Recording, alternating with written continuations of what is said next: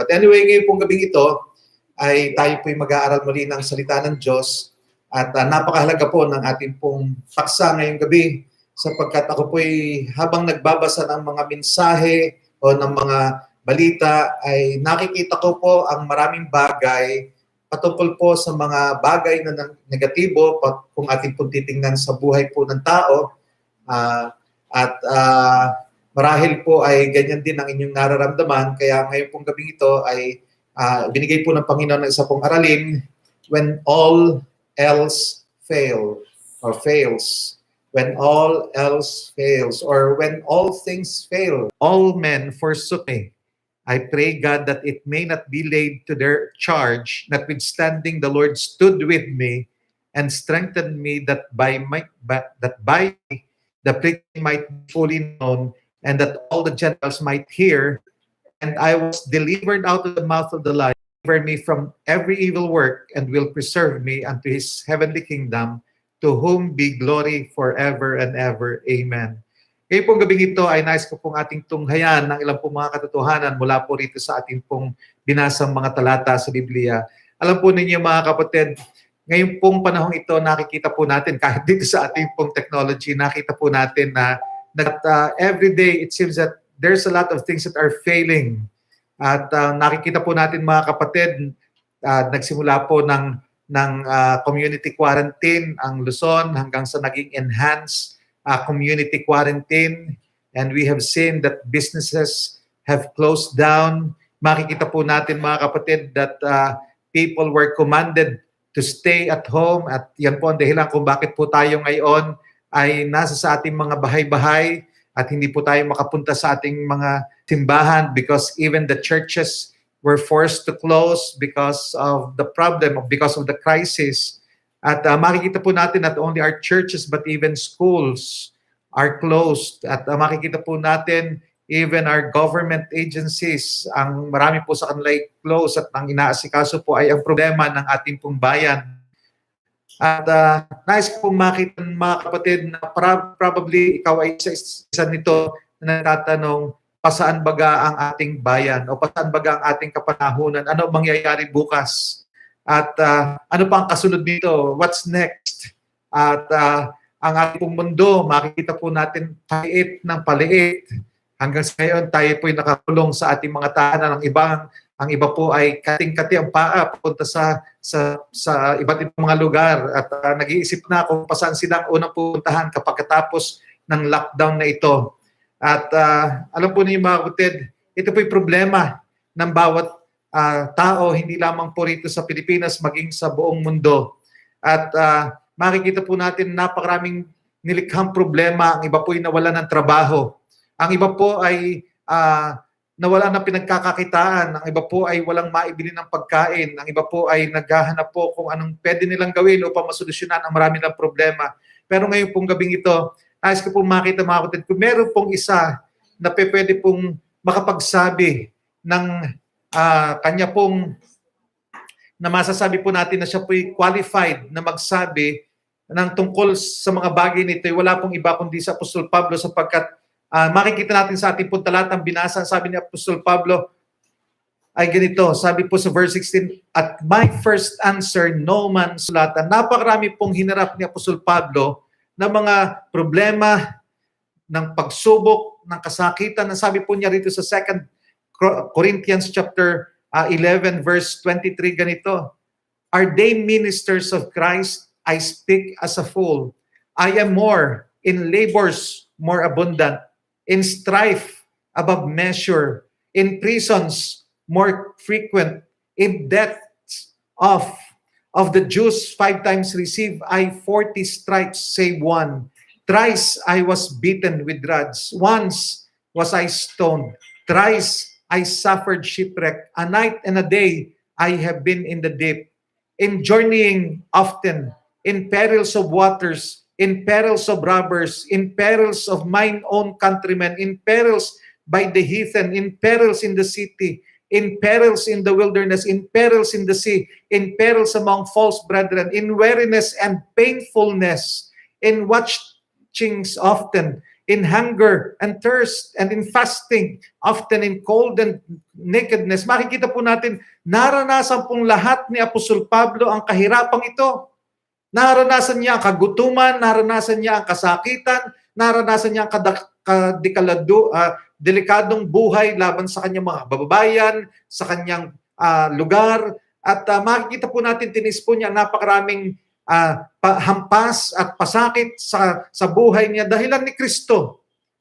At marahil po ngayong gabi ito ay tayo po maraming dinaranas na hirap, sakit, kasakitan o kay kakapusan at kagutuman, marahil ang iba.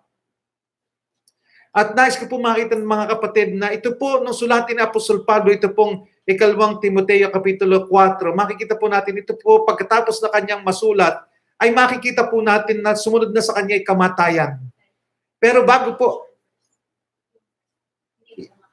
ito pong 2 Timothy chapter 4, verse 16. Makikita po natin ito pong chapter 4 ng Timothy ay nasulat, pagkatapos pong masulat ay sumunod na ang kamatayan kay Apostol Pablo.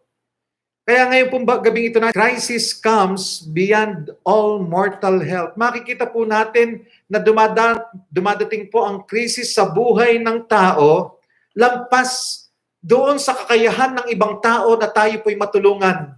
At yan po'y katotohanan ng buhay. Makikita po natin marami pong pagkakataon sa buhay natin na kahit po ang ating mahal sa buhay, kahit po ang ating pong mga doktor, ang ating pong gobyerno o ang sino man na maaaring masabi natin may kapangyarihan sa ating lupang ito, makikita po natin ay wala po silang magawang tulong. Wala po silang magawang dagdag sa buhay ng tamang.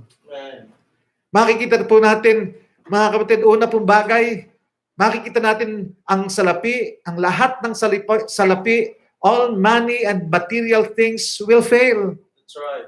Makikita po natin sa ating pong lipunan ngayon, mga may pera, makikita po natin tulad po na nasabi ko ng linggo, isang bilyonaryo dito sa atin sa Pilipinas, kaya niyang bumili ng ospital, kaya niyang bilhin lahat ng ang gamot na pwedeng bilhin para lamang mapahaba ang kanyang buhay. Pero makikita natin, siya po'y namatay. Kahit sa isang bilyonaryo. Makikita po natin mga kapatid, that is beyond all mortal health. That's right. And probably today or tonight, ito po ang kalalagayan ng maraming tao at marahil yan po ang kalalagayan natin. Iniisip natin, sino po baga makakatulong sa amin? Alam po ninyo, pagdating po sa kamatayan, wala po may tutulong ibang tao. Ating senador, na ay nagkaroon po si Senator Pimentel. Siya po ay nagkaroon ng COVID-19. At makikita po natin, maging yung kanyang asawa ay nagkaroon din at ang malaking problema nila ay siya isang buntis. At siya po ay manganganak ngayon. Ang malungkot po nito, siya naroon sa ospital, naroon siya sa isang kwarto na walang ibang tao makatulong sa kanya. Nais ko po makita natin, crisis comes beyond all mortal health.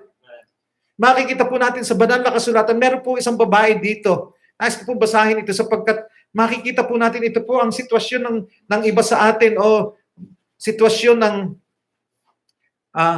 ng ibang tao o marahil ikaw mismo. Ang sabi po rito sa Mark chapter 5 verse 25 ay ganito. Mark chapter 5 verse 25. Ito po ay patungkol doon sa babae na siya po ay may issue of blood for 12 years. Ang sabi po ng talata ay ganito, and a certain woman which had an issue of blood 12 years. Have you seen that? This woman, mga kapatid, has an issue of blood for 12 years. Makikita po natin, mga kapatid, her body failed her.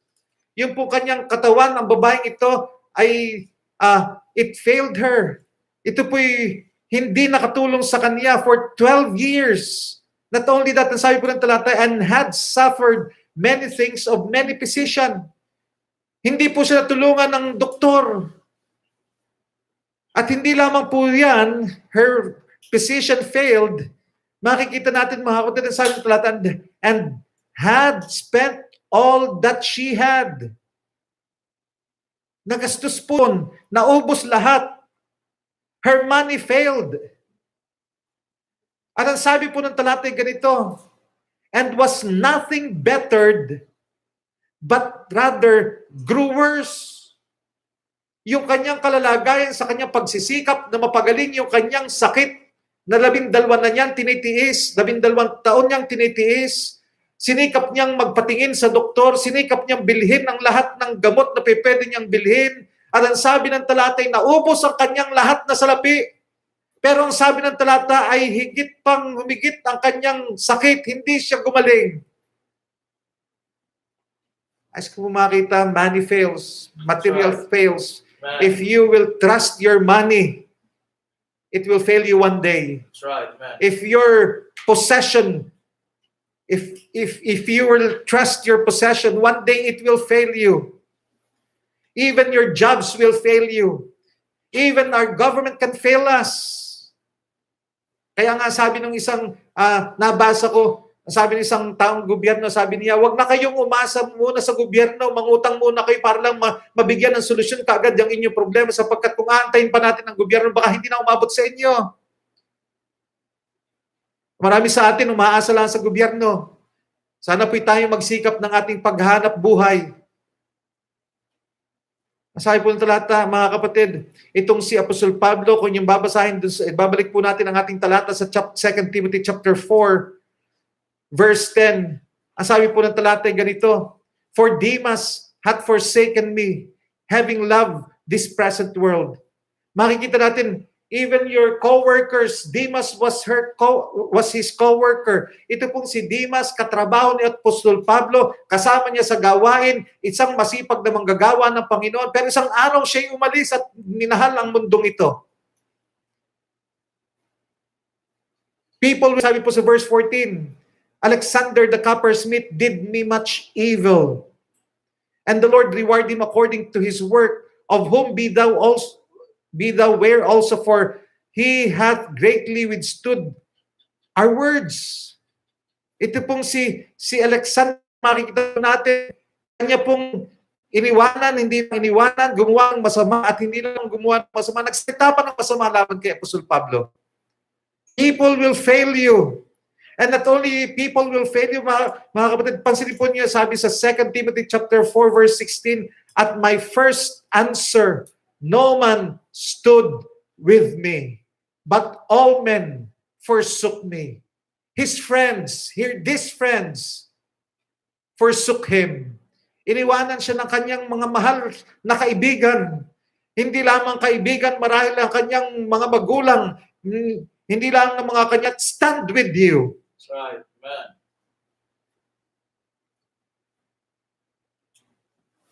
There will come a time that you will the only one be standing and nobody can help you.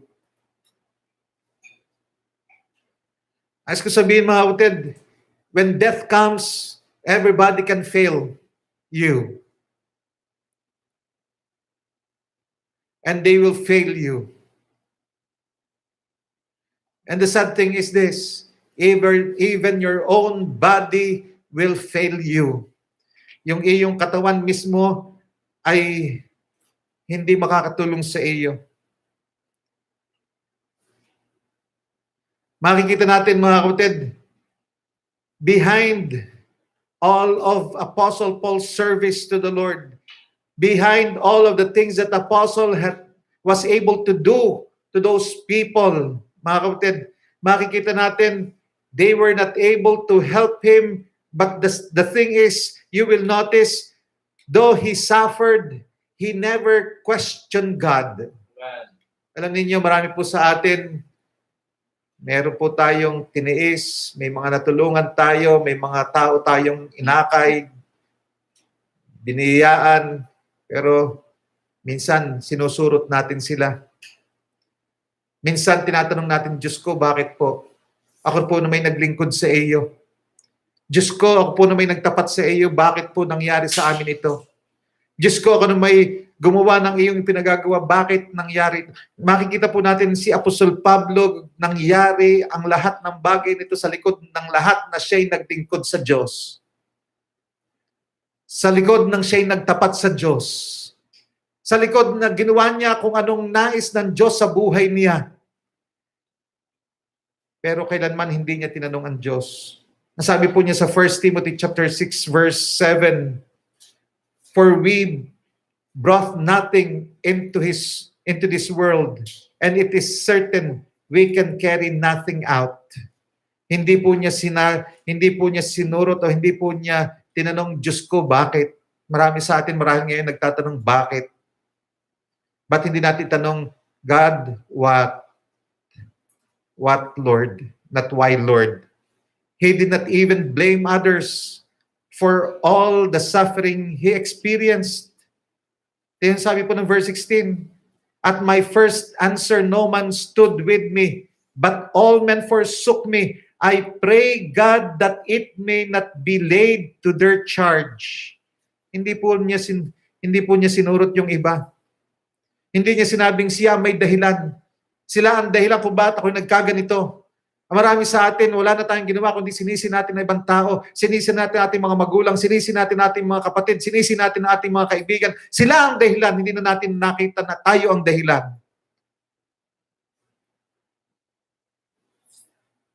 Una, nakita po natin crisis comes beyond all mortal help.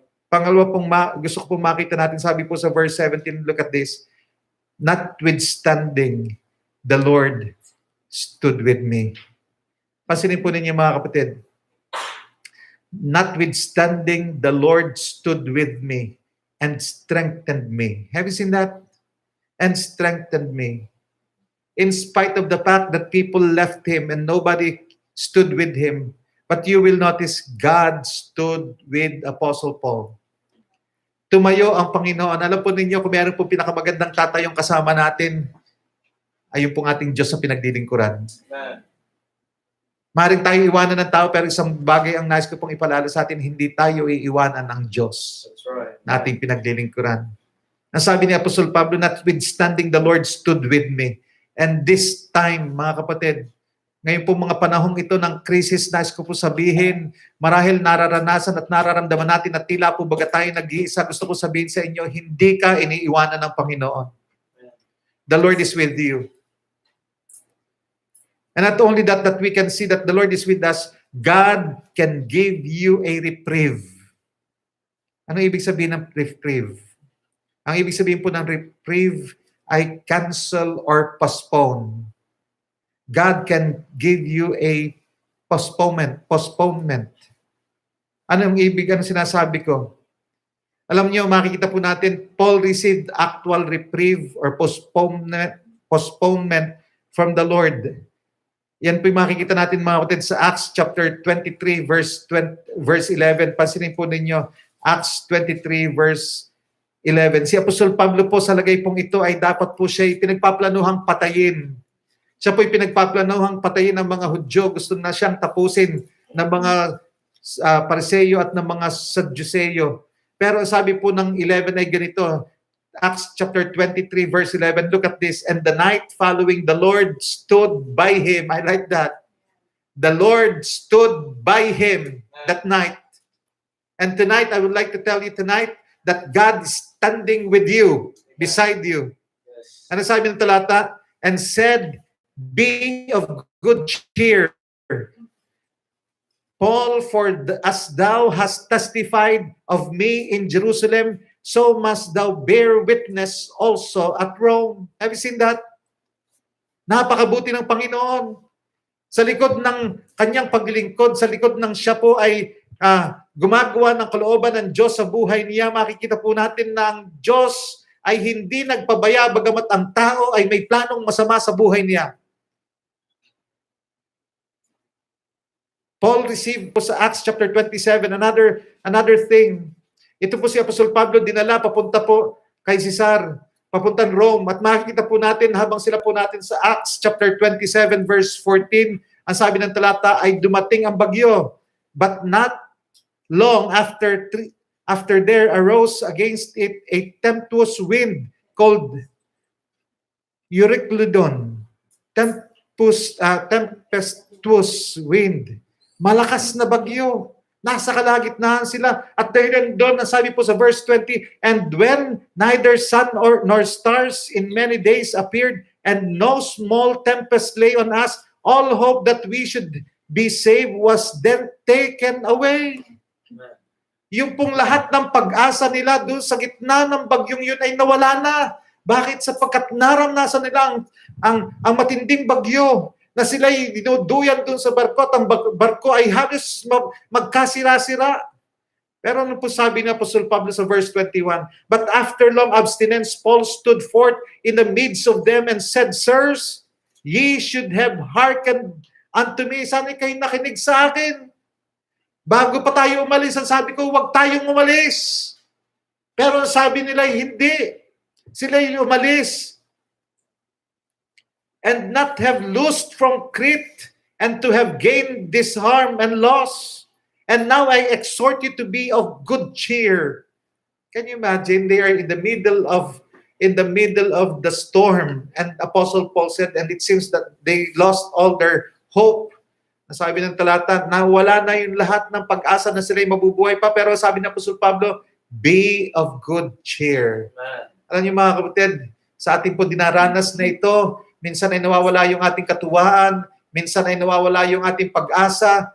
Pero nais ko sabihin, be of good cheer. The Lord is standing with us. Amen. Yes. Sabi ng talata ganito, for there shall be no loss of any man's life among you, but of the ship. Wala ikang mamamatay na tao. Yun lamang barko ang maiwawala natin. Pansinin po ninyo ito. For there, verse 23, for there stood by me this night the angel of God, whose I am and whom I serve. Have you seen that?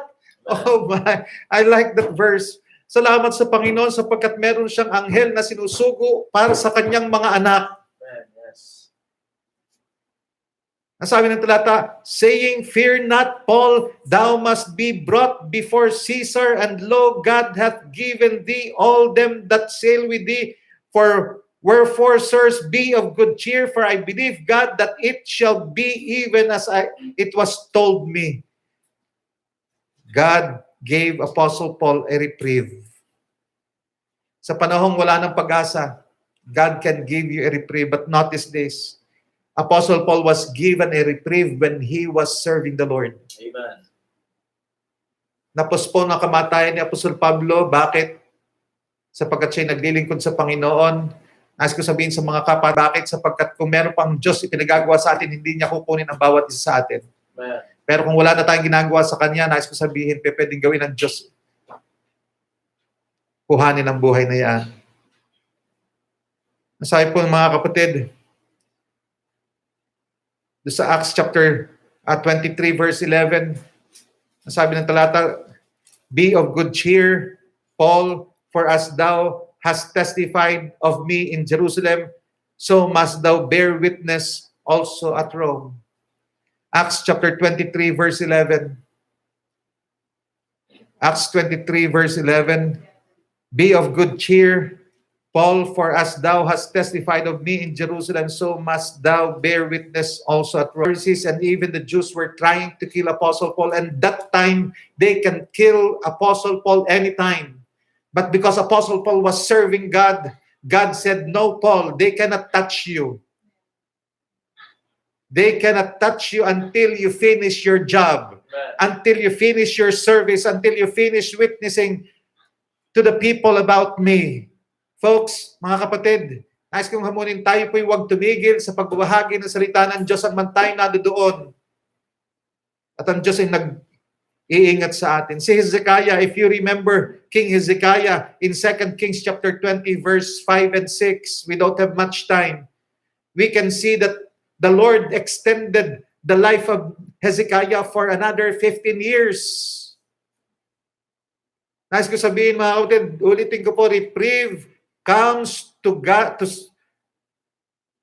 those people who are serving God. Amen. Yes. And I would like to tell you tonight that reprieve comes to serve God mo pa makapaglingkod sa Panginoon.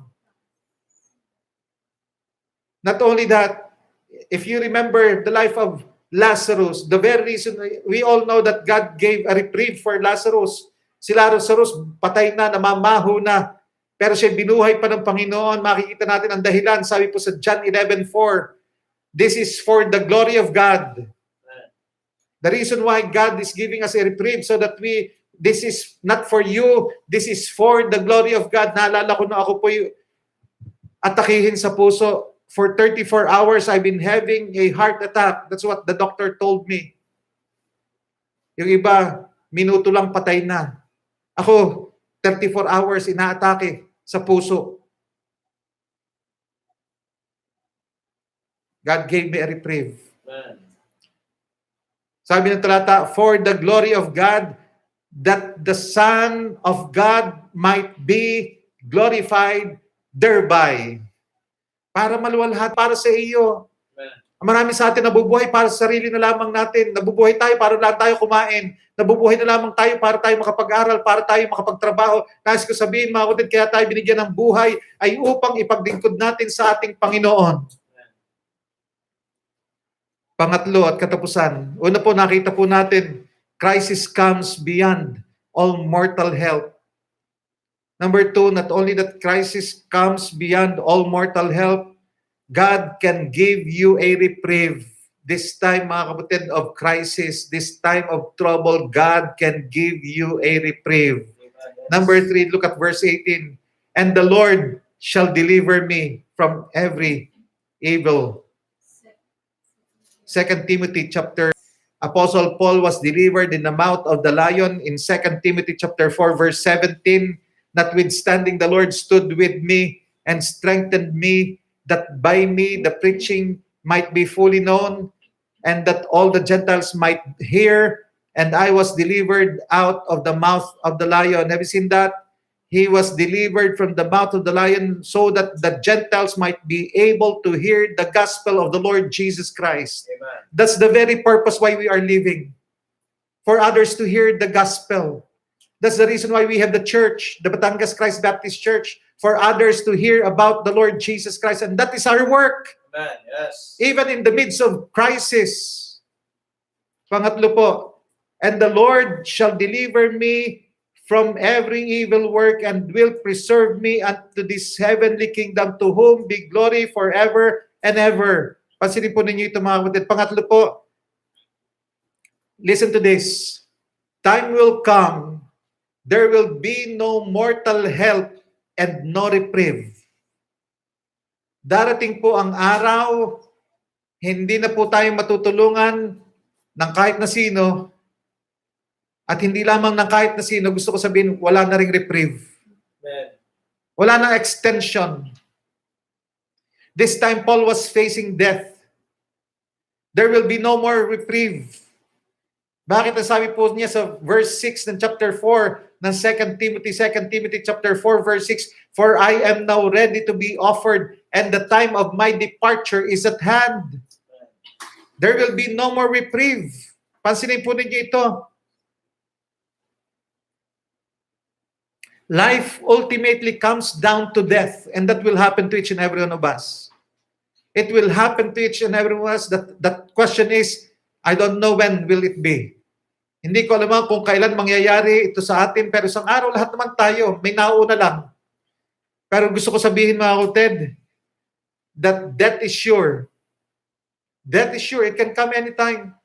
Hebrews 9:27, it is appointed unto man once to die, and after that, the judgment. I would like to remind each and everyone, there is a judgment time, judgment day. It will come, death will come, and there's a judgment day. This is the ultimate crisis that can come to us. Ito po yung pinaka-ultimate na sa buhay natin, darating sa atin yung crisis na ito. Pero pansinin ninyo, sabi ng talata, and the Lord shall deliver me from every evil work. Alam po niyo, mga kapatid, salamat sa Panginoon. God can deliver us in every evil work. And God delivered Apostle Paul from all of this evil work. And even to you, that is His promise. God has promised that He will preserve, sabi po ng talata, that He will preserve me unto His heavenly kingdom. Not only from evil work, but look at the promise.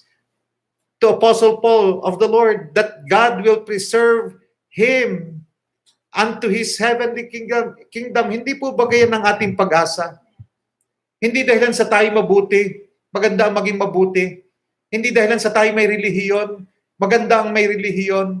Hindi dahilan sa tayo may ginawa, maganda ang gumawa. Pero gusto ko sabihin, salamat sa Panginoon sapagkat ang ating kaligtasan, ang langit nating pag-asa ay hindi dahilan sa atin pong ginawa o magagawa, kundi doon sa ginawa ni Kristo sa atin doon sa krus ng Kalbaryo, 2,000 taon na nakalilipas. That's right, man. Siyang namatay at nagbayad ng iyong kasalanan ay pinagkalooban niya ng buhay na walang hanggan. That's right, man. At yan po pangako ng Panginoon sa sino man, katulad kay Apostol Pablo na sabi niya, I will preserve you unto His heavenly kingdom. May pangako ng langit at salamat sa Panginoon. May pag-asa tayo ng langit. At itong pinakadakilang pag-asa meron ng tao, pwede magkaroon ng tao. Ngayong gabing ito, kung wala ka pang pag-asa ng langit na bayan, nais kong sabihin, pwede kang magkaroon ng pag-asa sapagkat ang sabi ng talata sa Biblia, ang sino mang sa kanya'y sumampalataya ay hindi na mapapahamak kundi magkakaroon ng buhay na walang hanggan. That's right, man. Doon sa langit kasama ng Diyos, sapagkat ang Diyos ang walang hanggan. Ayos ko sabihin sa atin ngayong gabi, may biyaya ang Diyos na tayo, bagamat meron pong kasakitan, may krisis tayong dinadaanan, ang sabi niya, and the Lord shall deliver me from every evil work. Praise the Lord for that. Not only that, ang sabi ni Apostle Pablo, and will preserve me unto His heavenly kingdom, to whom be glory forever and ever. Salamat sa Panginoon. Ngayong gabing ito sa ating pong pagwawakas, gusto po kayong paalalahanan.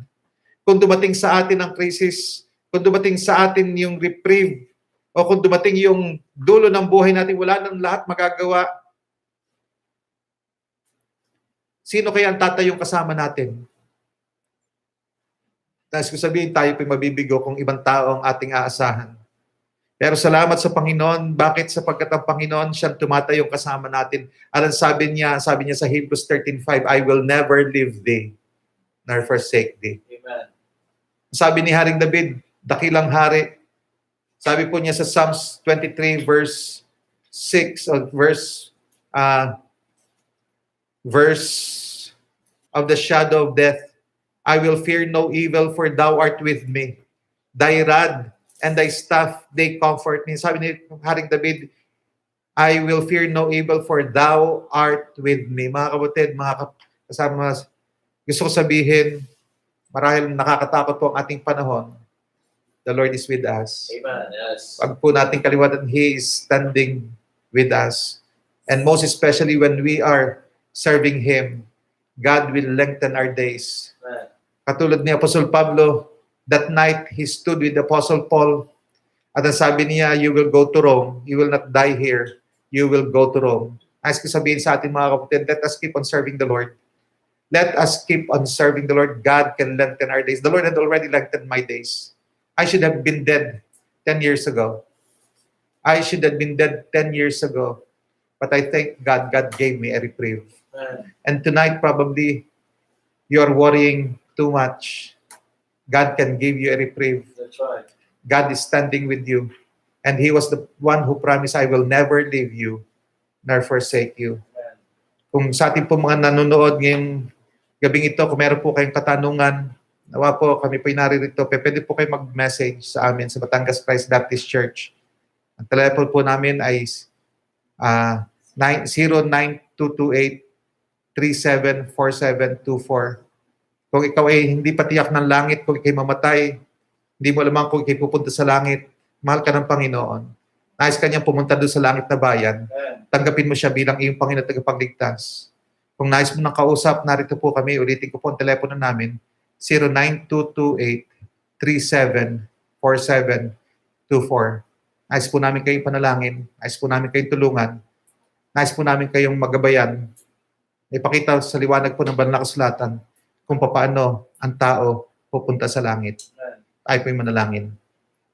Aming dakilang Diyos, salamat po sa iyong mga salita.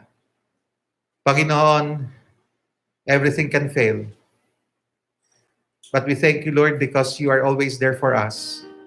and that you will never leave us nor forsake us. Lord, may you help your people tonight, that we will come to realize that no matter what happened in this world, you are standing with us. Your promise, I will never leave you nor forsake you. Lord, thank you for your love. Thank you for your care. Huwag patuloy sa buhay namin bilang mga manampalataya, kami po'y maglingkod sa iyo at ibahagi sa iba ang tungkol kay Kristo. Sa pangalan ng Jesus.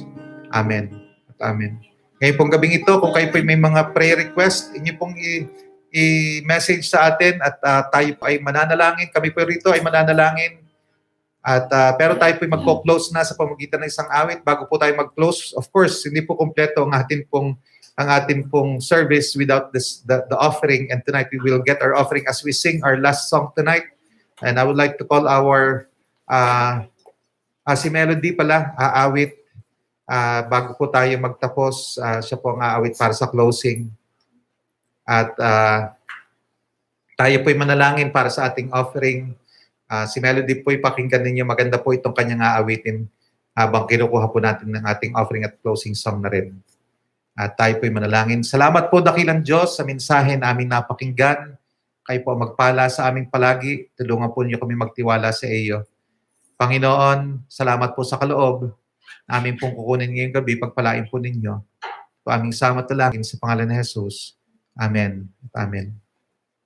Yung ating offering plate.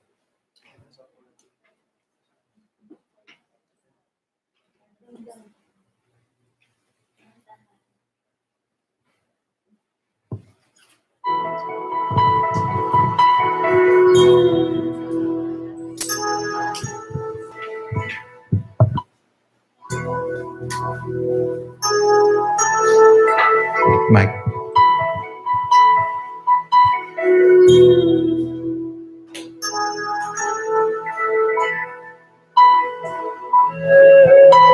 You're up against the wall, and your mountain seems so tall, and you realize life's not always fair. You can run away and hide, let the old man decide, or you can change your circumstances with a heart.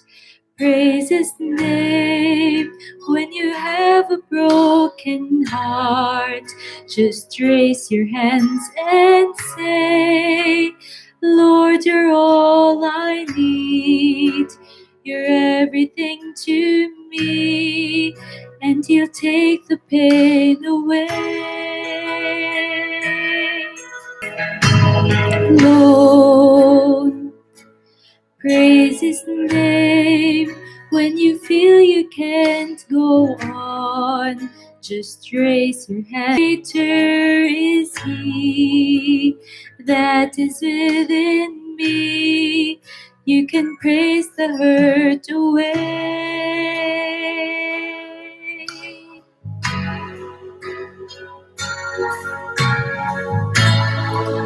If you just praise His name.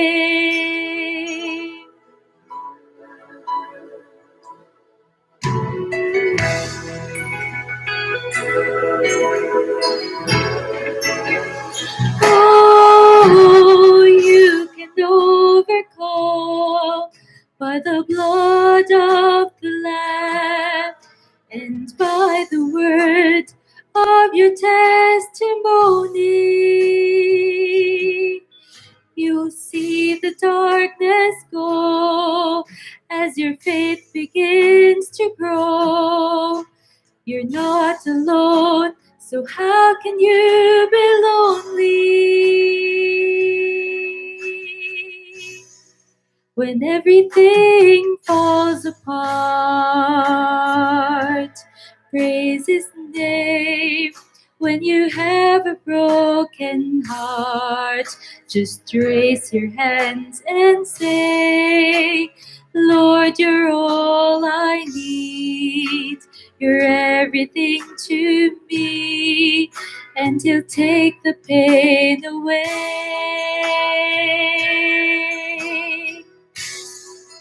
When when it seems you're on, just raise your hands and say, greater is He that is within me.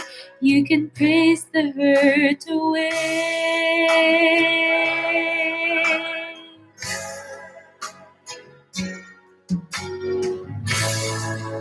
If you just praise His name.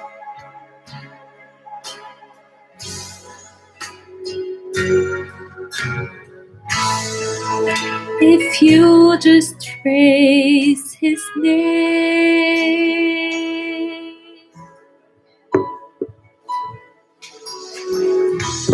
Amen. Salamat po sa awiting yan. When everything falls apart, praise His name. Salamat po sa awiting. Alam po ninyo yung awiting pong yan, naalala ko nung ako po ay magkaroon po ako ng heart bypass na nung panahon ako ay nasa sa loob ng ICU ay pinaalala sa akin ng Panginoon na magpuri lang sa Kanya dahil ng lahat ay para sa Kanyang kaluwalhatian.